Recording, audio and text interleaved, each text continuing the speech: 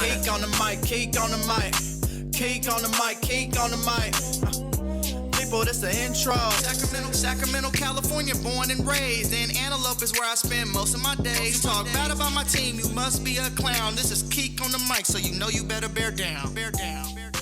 Hey, what's going on, Bears fans? Thank you so much for joining me for another episode of Keek on the Mic, the podcast all about the Chicago Bears. Like always, if you're new to the channel, make sure you hit that subscribe button and the bell notification to catch all Bears content right here on the podcast. Make sure you also follow me on all my social media platforms to stay connected with all Keek on the Mic news. All right, Bears fans, we have 2 weeks left. Thank goodness. 2 weeks left. The Bears are 3-12, and they head to Ford Field to take on the Detroit Lions. Once again, I am joined by Isaiah Frey. How you doing, Isaiah? Doing good. How you doing? I'm doing good. 2 weeks left. 2 weeks left. You know, I don't want to say 2 weeks left of misery because the Bears have still been playing good, even when you look at the loss to the Buffalo Bills, 35-13. The score doesn't really indicate how well the Chicago Bears actually played, especially on the defensive side of the football. Do you agree? Oh yeah, definitely. That score is not indicative of how they played that game. It was close for a lot of the game. First half, they actually probably won that half. So it was unfortunate the way they lost, but you know, like we say every week, it's not a bad thing the way they're losing. They're competing and they're going out fighting. But you know, at the end of the day, man, that draft status is probably more important than them games. But you know, the way they're playing and fighting hard, man, is great to see. Yeah, you know, obviously, like you just mentioned, each week it's tough to watch the Chicago Bears lose, but each week we get better draft position. I'm not sure if you know this, but with that loss and a Texans win over the Titans, the Bears are only a half game back of the #1 overall pick now, which a couple of weeks ago, I thought that would be pretty hard to get, obviously, because I feel like the Chicago Bears are still a better overall team than the Houston Texans, but the Texans have also been playing really well under Lovie Smith. Gotta give him credit. But the Bears are only a half game back of the first overall pick. What is your reaction when you hear that? My first reaction is this might be the best #1 picking team I think I've ever seen in NFL history, because it was crazy. I actually seen a stat. They did a stat where this guy like reversed all the one possession games and what the records would be. And they did it for the Bears. And the Bears, if the one possessions would have went their way, they would have be like 9-6 right now. Going right. So it's just crazy to see, but it just shows you how close they are. You know what I mean? And that #1 pick would be very valuable. Yeah, absolutely. And I know I talked to you before the podcast about this, and I know a lot of Bears fans will be intrigued to hear your answer. You know, obviously you've been inside the organization. You've been inside a couple organizations. You've seen some of the things that maybe GMs will do to make teams better. So if you were Ryan Poles and you happen to get the #1 overall pick, you already have your quarterback in Justin Fields, what would you do?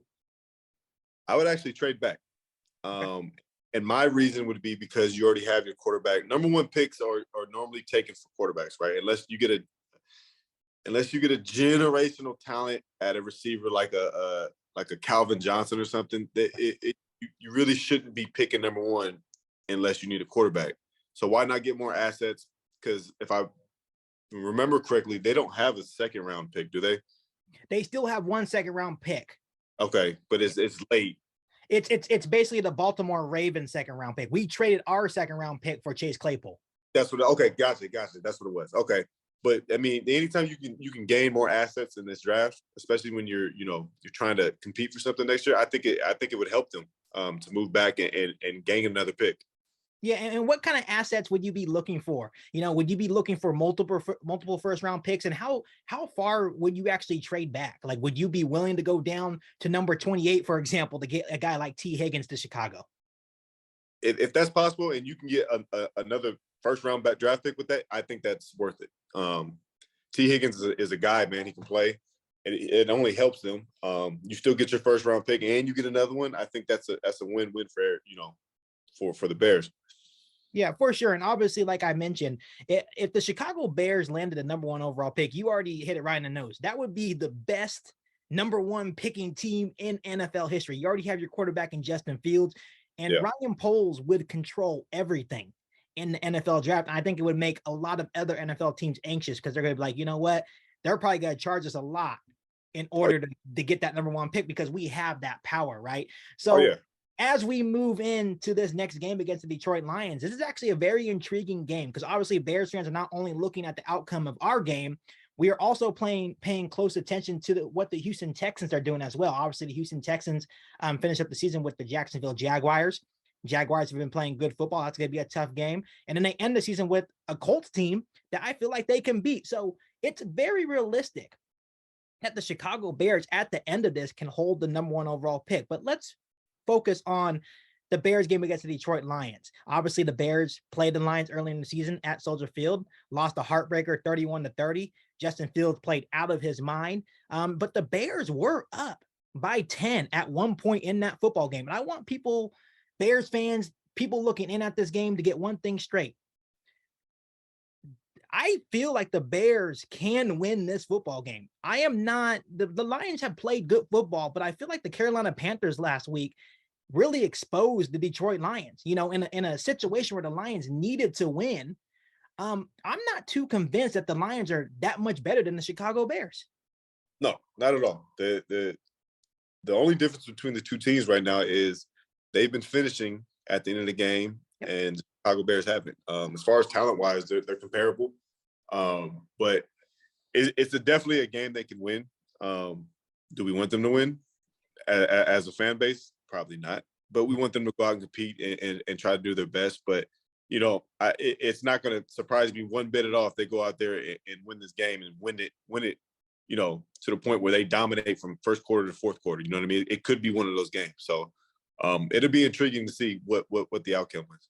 And you know what's so sad to think about, Isaiah, is that if the Bears go in and dominate and win, Bears fans won't be happy. There may be like a little percentage of Bears fans saying, okay, cool.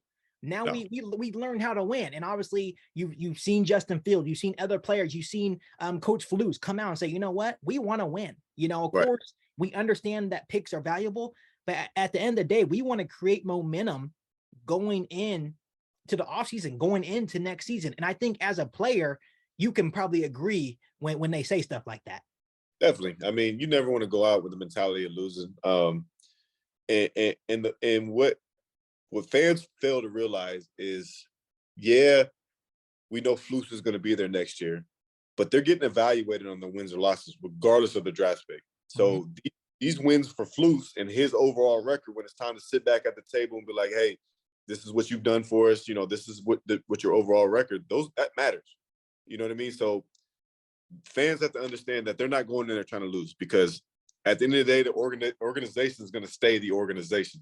Right. But someday they're going to move past Coach Flus and all these other players, and you know what I mean? So they're not doing it for that reason. And that goes for the Texans as well. You can make the argument that Lovey's out there fighting for his job right now. Absolutely. After what they did to their head coach last year. So these guys are going out there to win. And obviously Flus, he has a long leash. He is not on the hot seat, right? I think he's done a great job creating the culture here in Chicago. But at the same time, the upper management, Ryan Poles, the McCaskey family, they are looking to see, okay, can this young Bears team win these games late in December, early into January, right? We want to see if we can finish, right? And this is going to go into next year. If he, for example, wins these last two games, there's going to be a lot of Bears fans that are going to be upset, but in the long run, this is actually really important for the development of a lot of these young players, including Justin Fields. They have to learn how to win. And I kind of want to backtrack here for a second. I don't want to seem like I'm coming off disrespecting the Detroit Lions. I am really impressed and encouraged about what they are doing. And they're doing great things over there. And obviously I've told many Lions fans that congratulations. Obviously Jared Goff is playing well. Amon-Ra St. Brown has over 1,000 yards. He's playing out of his mind. But the one thing that kind of holds the Lions back is their defense. Obviously, they're 28th against the run, which that's the strong suit of the Chicago Bears running the football, especially with Khalil Herbert back. So I expect them to pound the rock and, maybe open it up a little bit for Justin Fields, especially being inside and not in the frigid cold, right? And then overall, I think they're 32nd overall in total yards a game. So the Lions defense is what's really holding the Lions back, but that doesn't take away what they've been able to do on offense. I feel like this has been overall a successful season for the Detroit Lions, but I just truly feel that people shouldn't be too mad if the Chicago Bears do win on Sunday, because it's a real possibility, because I just don't think the Lions are that much better, if any better, than the Chicago Bears. No, talent wise, they're equal. And you can make the argument that you can give the edge to Chicago just based off of quarterback alone. Don't get me wrong, Goff's been balling, but Fields has been better this year. But yeah, they're comparable teams, man. Both of these teams got good culture. I'm a Dan Campbell guy. I like him, man. He's a good. Got those guys out there rolling, playing hard, and Flus is doing the same thing in Chicago. So when you get two teams like that competing against each other, you're going to get a game where it can go either way. And like you said, man, I would not be surprised if Chicago goes out and wins this game. For sure. And so, Isaiah, obviously, this is the second meeting between these two teams. Obviously, like we mentioned earlier in the podcast, the Bears were up 24-14 at one point in that first matchup.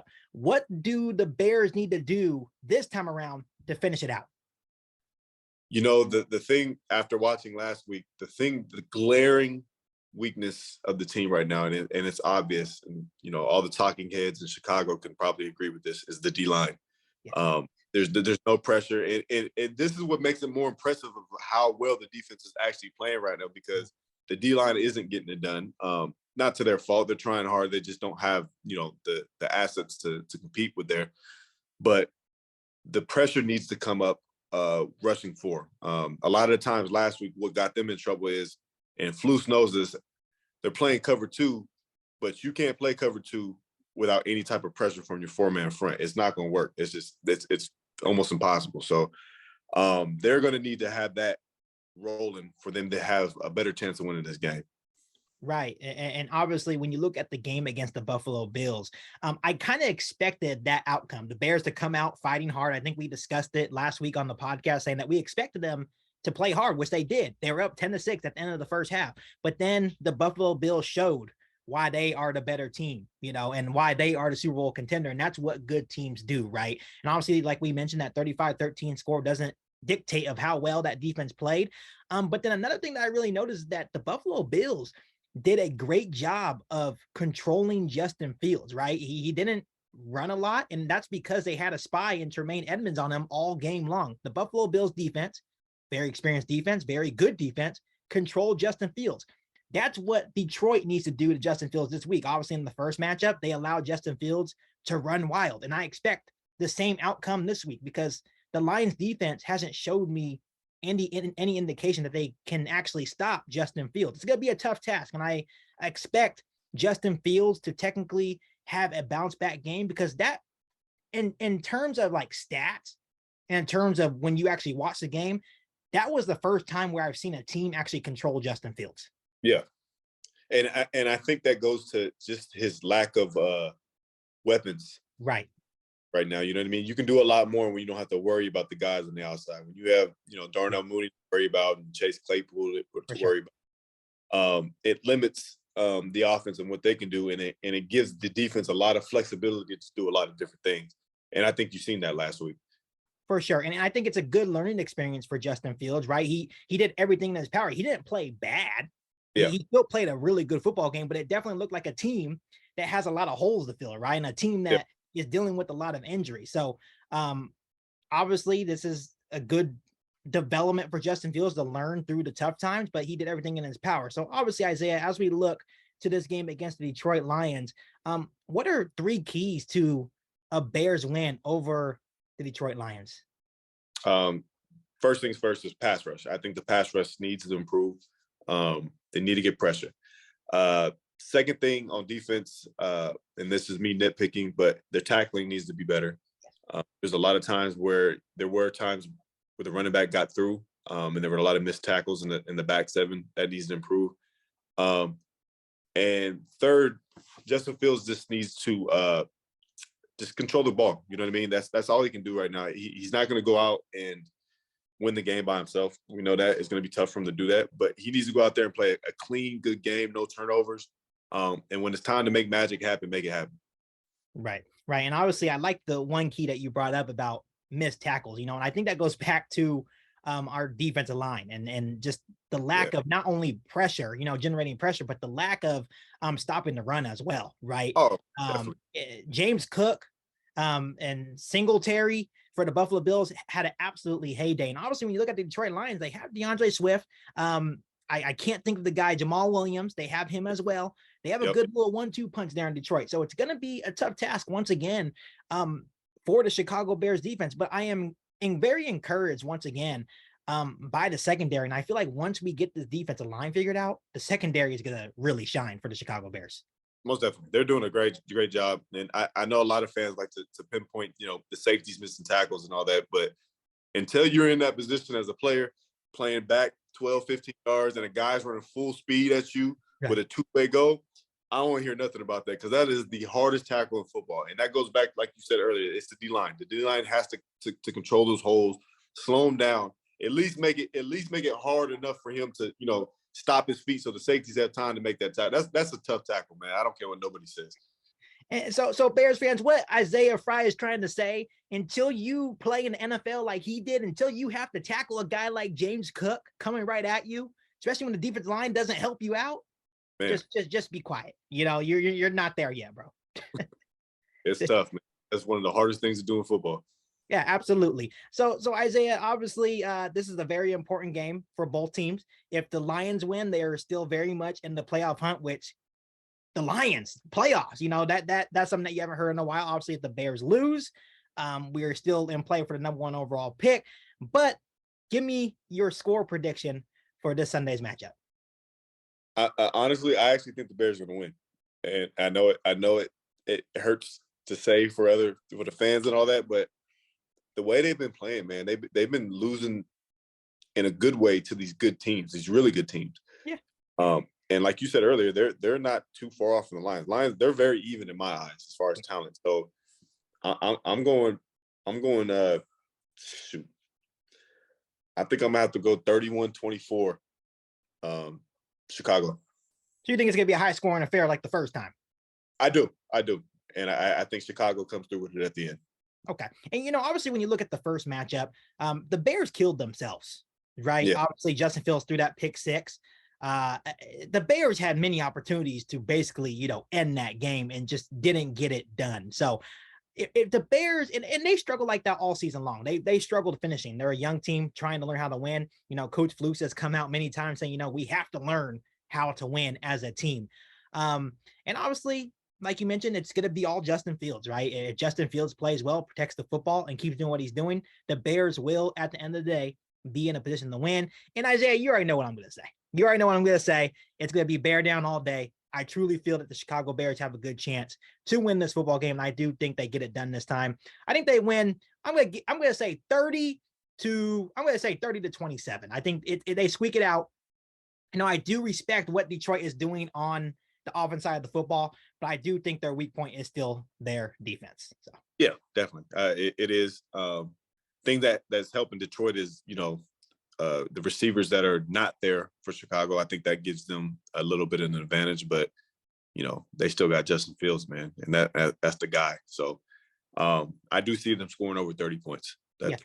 Yeah, and that's the thing, you brought up the receivers, right? Obviously, Darnell Mooney's hurt. I think Dante Pettis is going to be out this Sunday. EQ is going to be coming back from concussion. Not sure if he's going to play. Chase Claypool is limited. Those are two big guys. Obviously, if EQ and Chase Claypool are back for the Bears, that will help Justin Fields tremendously. Because if they're not out there, you're going to be dealing with having guys like Byron Pringle, Nasimba Webster, Velus Jones playing a little bit better, but you're not going to have a lot of options. Of course, Cole Kmet, right?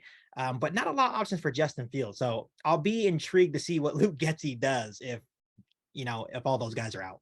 By the way, the throw that Justin Fields made to Velus Jones was one of the best throws I've seen him make this year. That was fantastic, man. That was on a dime right over the, and that was a great throw. It absolutely was. It was a straight dime, and it was just in the air forever. But it was a perfect placed football to Velus Jones. The only thing that would have made it better if he would have stayed on his feet and took it in for a score, right? But incredible play from Velus Jones. I know that much like Kyler Gordon, Velus Jones has gotten a lot of kind of like backlash from his early struggles, but he played well against the Bills, and I hope he continues and improves and builds on that performance against the Bills. And speaking of Kyler Gordon, man, if we were to hand out awards, man, most improved, doing fantastic. He's from first game to now is like night and day, and it just shows, man. You got to give these rookies just time to just grow. Yeah, give time to grow. And that pick he had last week was fantastic. It was cover 3, backside of cover 3.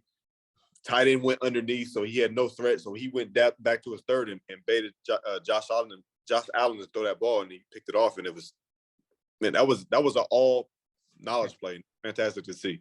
Right, and I have to give you your credit, Isaiah, because you've been on the Kyler Gordon bandwagon since day one. You said, you know what, Bears fans, I think you even told me one time, give him time. Give him time, man. Just give them time, and especially when you're dealing with like young corners, right? You have to give them time to develop. They take a little bit longer sometimes. The 3 positions that always need time to take to develop in the league. And I always say this. There's quarterback, obviously. I always think you need to give the quarterback time. Offensive line, because you go from blocking young men to grown men in the league, and corner. Those are 3 positions in the league where you can't come in and expect the guy to dominate from the get-go. You need to give him time to go through his growing pains. Right. Unless you're a guy like Sauce Gardner from the Jets playing out of his mind, but even him, he's had his growing pains too, right? Right. Yeah, exactly. He's even had this, but Kyler Gordon, man, he's doing a great job. Yeah, I definitely agree. Well, Isaiah, once again, thank you so much for coming on. I wish you a happy new year and a safe new year. Hopefully the Bears can start off this new year with a big win against the Detroit Lions, even though that's not what most Bears fans want, but I appreciate you coming on again. Oh, most definitely. Thank you for having me. So before I let you guys go, Bears fans, make sure you hit that subscribe button and the notification to catch all Bears content right here on the podcast. Make sure you follow me on all my social media platforms. Make sure you share this episode of Kick on the Mic with every single Bears fan that you know. But other than that, be back for an all new Bears podcast right here on Kick on the Mic. Thanks, guys. Him bear down. You ain't bout it, you ain't bout it, you ain't kick on the mic. You ain't bout it, you ain't bout it, you ain't kick on the mic. You can go and subscribe, cause I be on it right. You ain't bout it, you ain't bout it, you ain't kick on the mic.